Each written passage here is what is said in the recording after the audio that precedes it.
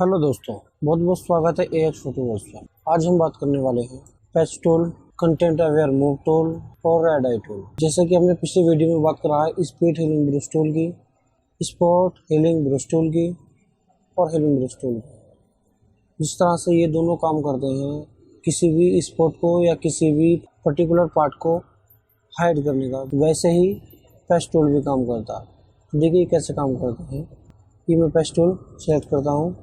Patch tool क्या करता है, जिस तरह से लासो टूल और रफली सिलेक्शन कहीं भी करता है, ये भी वैसे ही कहीं भी हम इससे रफली सिलेक्शन कर सकते हैं। ये क्या है, किसी भी पर्टिकुलर पार्ट को हाइड करने के काम आता है। किसी भी पर्टिकुलर पार्ट को हाइड करने के काम आता है, किसी भी अनवांटेड पार्ट को। लाइक मैंने एक फोटो ओपन की हुई है, अब मैं चाहता हूँ कि इस पे ये स्पॉट जो है मुझको रिमूव करना, तो रिमूव कर सकते हैं। ये कैसे क्या करना होता है, लासो टूल की तरह इसको सिलेक्ट करना होता है। ये देखिए, इससे थोड़ा सा बड़ा इसको जो है सिलेक्ट कर देते हैं इस तरह से। अब इसके अंदर जब हम इस सर्कल के अंदर इसको लेकर जाएंगे तो एक एरो का निशान मिल जाएगा। ये देखिए इसके अंदर एक एरो का। अब इसको जो है हम कहीं भी, अब ये पार्ट्स मैंने सिलेक्ट किया है, अब मैं क्या करता हूँ, इस पार्ट को हाइड करने के लिए इसके बीच के अंदर ये आ जाएगा सर्कल के अंदर, इस सर्कल के अंदर एक एरो आएगा। अब इसको हमको सिर्फ ड्रैग करना है। ये देखिए हम कौन सा पार्ट इसके अंदर दिखाना है, ये चला गया इसके अंदर, वो स्पॉट रिमूव हो गया।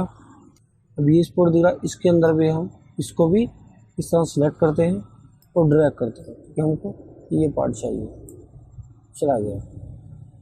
और अब किसी भी अनवांटेड पार्ट को हम उससे रिमूव कर सकते हैं। ठीक है, मैं दूसरी इमेज करता हूँ।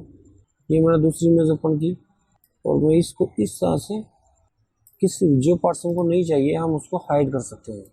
ये देखिए, अब ऊपर देखते हैं। देखिए जिस तरह से लासो टूल में भी ऑप्शन थे, यहाँ से हम इसको ऐड सिलेक्शन कर सकते हैं। ये देखिए कहीं भी ऐड कर सकते हैं, मूव कर सकते हैं अपने सिलेक्शन को और ऐड भी कर सकते हैं। और दूसरा है हमारा माइनस करने का। ये देखिए माइनस भी कर सकते हैं और यहाँ से इसको सबट्रैक्ट कर सकते हैं। जितना सिलेक्ट करेंगे उतना रहेगा, बाकी रिमूव हो जाएगा। ये देखिए, ये देखिए। और एक और इसका कीबोर्ड से भी कर सकते हैं, कि कीबोर्ड से भी शॉर्टकट होते हैं। इसको न्यू पर रखेंगे। ये देखिए इस तरह से अगर हम कीबोर्ड से अल्ट दबाएंगे तो ये माइनस करेगा। ये देखिए, और कीबोर्ड से शिफ्ट दबाएंगे तो ये ऐड करेगा, सिलेक्शन ऐड करेगा। ये देखिए, अब टूल के अंदर जाने से बेहतर रहता है कि कीबोर्ड शॉर्टकट हम यूज़ करें। और ऑप्शन देखते हैं इसके अंदर, ये है नॉर्मल मोड और कंटेंट अवेयर। कंटेंट अवेयर वैसे भी हम आगे देखने वाले हैं। ये सोर्स जो भी हम देख रहे हैं, मतलब इस पर्टिकुलर पार्ट को सिलेक्ट किया, मतलब सोर्स डिफाइन किया और यहाँ से इस पार्ट को लगा दिया।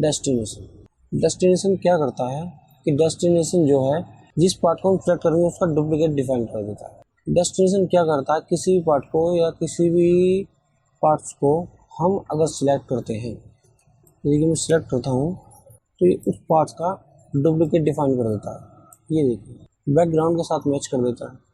ये देखिए दूसरा सिलेक्ट करता हूँ, द कटिंग ऑटोमेटिक कटिंग हो जाता है।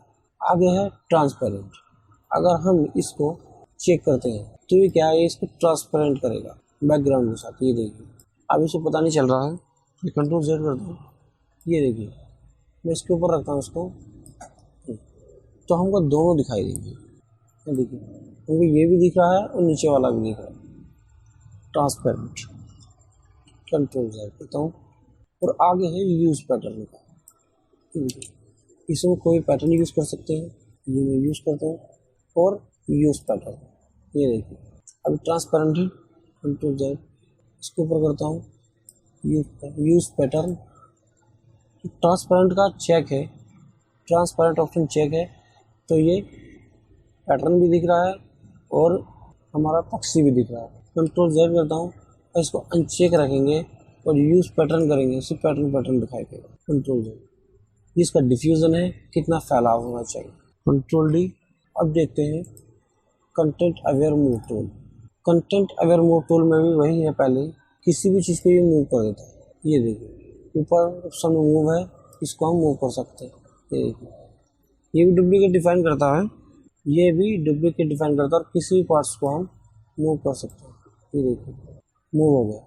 यहाँ मूव करते हैं, कीबोर्ड से एंटर दबा सकते हैं, यहाँ पर राइट क्लिक है या फिर डबल क्लिक कर सकते हैं। ऊपर ऑप्शन देखते हैं, वही ऑप्शन इसमें भी सिलेक्शन को ऐड कर सकते हैं माइनस कर सकते हैं, ये देखिए, और सब्ट्रैक्ट कर सकते हैं। जितना सिलेक्ट रहेगा बाकी का रिमूव कर देगा, उसको छोड़ देंगे। मतलब शिफ्ट के साथ दबाएंगे कीबोर्ड से सिलेक्शन ऐड कर सकते हैं। अल्ट दबाएंगे तो माइनस कर सकते हैं, ये देखिए। और है आगे है मूव के अंदर है एक्सटेंड, किसी पार्ट्स को हम एक्सटेंड भी कर सकते हैं, ये देखिए।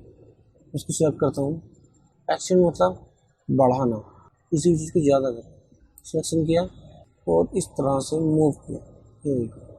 मैंने कीबोर्ड से शिफ्ट दबाया है तो एक ही रेशियो में जैसे किया उसी रेशियो में होगा। बड़ा हमारा बढ़ गया, मतलब बड़ा हुआ। स्ट्रक्चर मतलब इससे कितना मैच होना चाहिए, मतलब उसका कलर कितना कलर मैच होना चाहिए, ये वो है। चाहे जितना कर सकते हैं स्ट्रक्चर और कलर मैच। कंट्रोल डी करता हूँ, दोबारा करते हैं, देखिए 7 होता है और शिफ्ट के साथ मूव कीजिए। अब इसने क्या है जो भी बनाया है कि एक लाइन बना दी, हाँ यहाँ से यहाँ तक मूव हुआ है। कंट्रोल जेड करते हैं तो इसलिए 0 0। अब देखिए कंट्रोल डी, शिफ्ट के साथ अब मूव कर दीजिए, ये देखिए। कंट्रोल डी करता हूँ, ये हो गया sample holder transform on tab. अगर हम इस पर क्लिक करेंगे और अब मूव करेंगे, ये देखिए, तो क्या है ट्रांसफॉर्म का ऑप्शन दिखाई दे, ये देखिए। इसको साइज और रिसाइज भी कर सकते हैं, ये देखिए। जो भी हमने सिलेक्शन बनाया उसको साइज और रिसाइज भी कर सकते हैं। और अनचेक होगा तो नहीं दिखाई देगा। अब हम बात करने वाले हैं रेड आई टूल की।